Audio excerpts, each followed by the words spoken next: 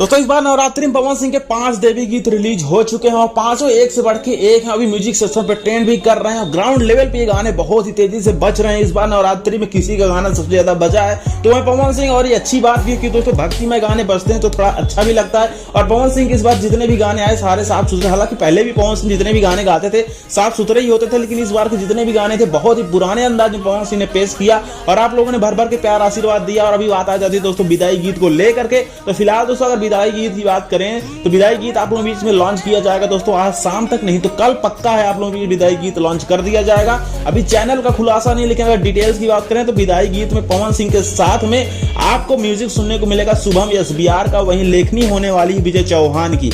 जहां दोस्तों विजय चौहान गाने को लिखे हैं, पवन पाल उसके वीडियो डायरेक्टर होने वाले हैं और शूटिंग वगैरह सब कुछ कंप्लीट है। आज शाम तक तो नहीं, कल आप लोगों के बीच में विदाई गीत 100% आप लोगों को सुनने को मिल जाएगा। हालांकि 5 देवी गीत हो चुके हैं और एक विदाई गीत हो जाएगा, तो टोटली 6 सॉन्ग इस बार आप लोग नवरात्रि में सुनने को मिले। खैर आप लोगों को पवन सिंह के नवरात्रि सॉन्ग कैसे लगे इस बार के कमेंट बॉक्स में कमेंट करके जरूर बताएं। वहीं पे दोस्तों कल आप लोगों के बीच में एक सॉन्ग रिलीज हो रहा है धर्मा फिल्म का DRJ रिकॉर्ड्स भोजपुरी पे, दिल के दरियाओं में, तो आप लोग इस सॉन्ग को जाके जरूर सुने। वहीं पे धर्मा फिल्म सिनेमा घरों में लगी से तुम्हारी उधार है भोले। तो आप लोगों के बीच में अगर कोई सिनेमा घर है पास में है तो आप लोग जाके जरूर धर्मा फिल्म को देखें। धर्मा फिल्म बहुत बेहतरीन है। वहीं पे दोस्तों कल एक सॉन्ग आ रहा है धर्मा फिल्म का, तो उसको आप लोग जाके जरूर देखें। अगर आप लोगों को क्या कुछ करना है कमेंट बॉक्स में करके जरूर बताएं और ऐसी वीडियो चैनल को सब्सक्राइब जरूर करें। निहारती हो कब होगा मैया का आरती हो।